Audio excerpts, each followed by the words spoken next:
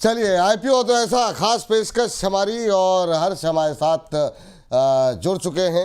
हर्ष, जिस तरीके से हम देख रहे हैं रुझान लोगों का बढ़ रहा है, रिटर्न भी काफ़ी शानदार इस सेगमेंट में मिलते हुए दिखाई दे रहे हैं। आज भी कोरोना की काफ़ी शानदार लिस्टिंग होती हुई दिखाई दी। क्या कुछ लेकर के आए इस सेगमेंट के लिए आज आप? जी, तो देखिए शानदार लिस्टिंग हो रही है यहाँ पर, और दो आईपीओ के आज आईपीओ के ऊपर हम लोग चर्चा करेंगे। एक जिसका कल जो है बंद होता हुआ दिखेगा, और एक और आईपीओ जो कल खुल रहा है। तो सबसे पहले हम लोग आईसीआईसीआई प्रूडेंशियल एएमसी की बात कर लेते हैं, एसेट मैनेजमेंट कंपनी की। आप ये देखिए, इसका आईपीओ फ्राइडे को खुला था 12 दिसंबर को, क्लोज जो है ट्यूसडे को दिसंबर 16 तारीख को होता हुआ, यानी कल होता हुआ दिखेगा। अलॉटमेंट की बात करें यहाँ पे दिसंबर 17 को अलॉटमेंट होगी, और लिस्टिंग डेट जो है दिसंबर 19 को होती हुई दिखेगी। अगर इसके प्राइस बैंड की बात कर लें यहाँ पर, क्योंकि देखिए प्राइस बैंड जो है वो करीब 2061 से लेकर 2165 रुपए के आसपास है प्रति शेयर के हिसाब से। लॉट जो है, क्योंकि साइज बड़ा है तो लॉट छोटा है, 6 यहाँ पर जो है इस लॉट में, एक लॉट में 6 शेयर आएंगे। टोटल इशू साइज की बात करें तो ये 10,602 करोड़ के आसपास का। और अपने दर्शकों को बता दें, अगर आप नेगेटिव पॉइंट में, बहुत सारे दर्शक इस तरह की चीज़ें गिनते हैं कि ओएफएस है, तो ओएफएस देखिए पूरे तरीके से है, पूरा का पूरा ये ओएफएस ही होगा, ऑफर फॉर सेल होगा यहाँ पर।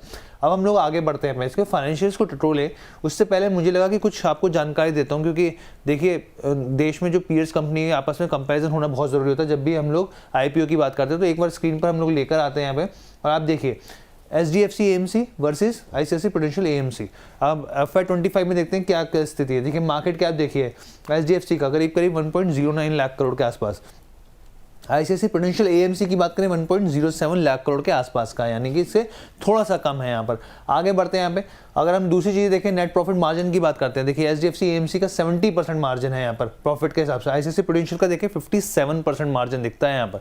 इसके अलावा अगर हम लोग और देखें, पीई की बात लगातार चलती है, वैल्यूएशन की बात लगातार चलती है। एचडीएफसी एएमसी का जो वैल्यू है इस समय वैल्यूएशन के हिसाब से 44 है, जबकि आईसीआईसीआई प्रूडेंशियल एएमसी का 40 के आसपास पीई ट्रेड कर रहा है। इसके अलावा अगर आप रिटर्न ऑन इक्विटी देखें यहाँ पर, तो एचडीएफसी एएमसी का 30% के आसपास है, आईसीआईसीआई प्रूडेंशियल का 87% के आसपास है। काफ़ी बड़ा गैप है इन दोनों में अगर आप रिटर्न ऑन इक्विटी की बात करें।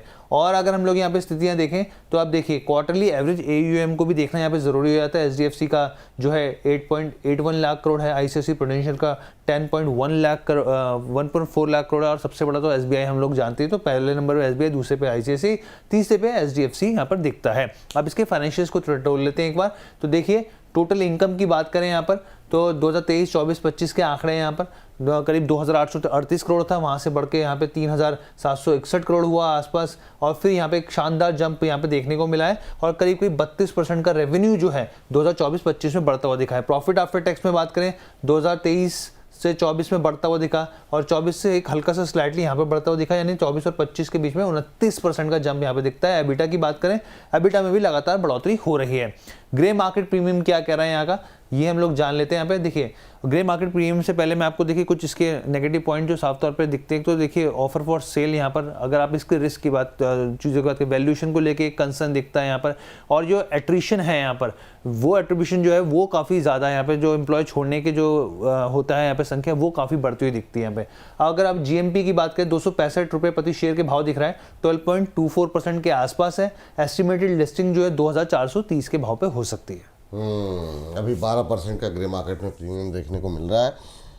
सर कैसे देख रहे हैं, एएमसी एक और मैदान में है, आपकी टिप्पणी क्या रहेगी इस आईपीओ को लेकर के? देखिए विपुल जी, अभी तक की हिस्ट्री अगर देखी जाए तो इस तरीके के स्टॉक्स जो हैं वो ना शॉर्ट टर्म पे ऐसा कुछ आपको बहुत मैजिक नहीं करके देते हैं, लेकिन लॉन्ग टर्म पर उनका जो है वो मैजिक थोड़ा बरकरार रहता है। लेकिन लॉन्ग टर्म भी जो है ना वो 3 साल से ऊपर, 5 साल से ऊपर रखें, तो अगर शॉर्टर पीरियड पे निवेश कर रहे हैं तो ये आईपीओ के अपील को यहाँ पर जो है वो सेटिस्फाई नहीं करता है। तो अगर आप सिर्फ ले के सोचते हो कि कुछ मिल जाएगा, बेच देंगे, तो उसमें बहुत बुरा कुछ मिलने के चांसेस बहुत कम है। पैसा आपका इन्वेस्ट रहेगा, आपके पास दूसरी अपॉर्चुनिटीज आएंगी, उनको आप कैश शायद ना करा पाए। लेकिन अगर आपका लॉन्ग टर्म व्यू है तो आप इस पर निवेश की रणनीति बना सकते हैं। चलिए, ये बात यहाँ पर है। और अभी सिर्फ लिस्टिंग गेन के लिए फिर अवॉइड करना चाहिए जो लोग लिस्टिंग गेन वाले हैं, ये कह रहे हैं, या फिर वो भी लोग भी अप्लाई कर सकते हैं?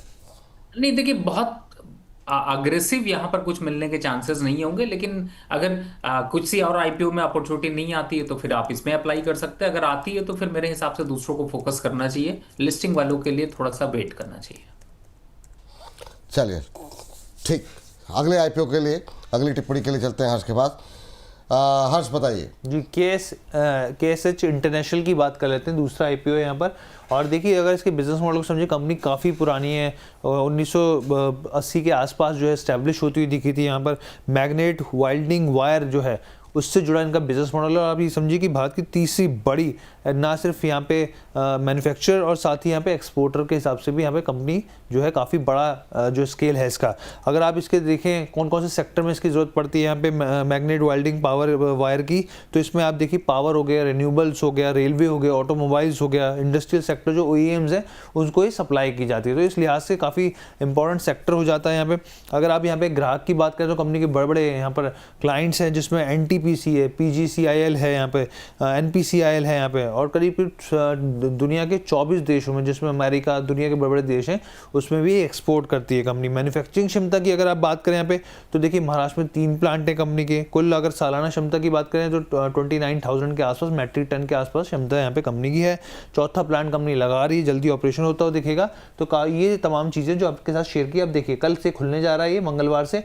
आईपीओ जो है थर्सडे को बंद होता दिखेगा। अलॉटमेंट की बात करें तो फ्राइडे दिसंबर 19 को होगा। लिस्टिंग डेट की बात करें तो दिसंबर 23 को ट्यूसडे को होती हुई दिखेगी। प्राइस बैंड की अगर हम लोग बात करें यहाँ पर, तो 365 से लेकर 384 के आसपास है। लॉट साइज 39 शेयर होंगे इस एक लॉट के अंदर। टोटल इशू साइज जो है वो 710 करोड़ का है। फ्रेश इशू 420 करोड़ का है, जो ज़्यादा संख्या दिखाता है। ऑफर फॉर सेल में काफ़ी कम है, लेकिन इतना भी कम नहीं है जितना ध्यान रखा जाए इस चीज़ का, तो 290 करोड़ के आसपास हो जाती है। आगे अगर फाइनेंशियल्स को टटोलें यहाँ पर, तो आप देखिए 2023, 24, 25 के बीच में नंबर्स आपको रेवेन्यू में लगातार बढ़ोतरी दिखा रहे हैं यहाँ पर, और एक अच्छा खासा जंप जो है यहाँ पर 24 और 25 में साफ तौर पे दिखता है। प्रॉफिट आफ्टर टैक्स की बात करें, प्रॉफिट आफ्टर टैक्स में भी यहाँ पर बढ़ोतरी दिख रही है, और आप देखिए 24-25 में एक यहाँ पे भी एक अच्छा जंप है। एबिटा की बात करें तो उसमें भी लगातार बढ़ोतरी है।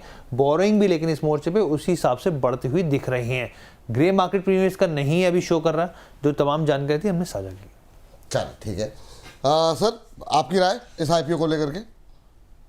देखिए, फंडामेंटल फ्रंट पर कंपनी काफ़ी स्ट्रांग खड़ी है। प्रॉफिटेबिलिटी ग्रोथ काफ़ी अच्छी रही है, सेल्स भी बढ़ी है, एसेट भी बढ़े हैं। और जो एक चिंता का विषय है वो थोड़ा सा ये है कि यहाँ पर बोरोइंग भी थोड़ी इंक्रीज हुई है, लेकिन अच्छी बात है कि रिजर्व सरप्लस भी उसी हिसाब से इनके ऐड हुए हैं। तो मुझे ऐसा लगता है कि बिल्कुल KSH इंटरनेशनल आईपीओ पे यहाँ पर निवेश की रणनीति बनानी चाहिए। और एक बार को मोमेंटम की बात करें तो यहाँ पर एक अच्छे लिस्टिंग गेन और थोड़ा सा शायद लॉन्ग टर्म पर भी ये स्टॉक परफॉर्म करता हुआ नजर आ सकता है। चलिए ठीक, ये बात निकल करके आई है, तो इस हिसाब से आप लोग अपना नजरिया बना सकते हैं।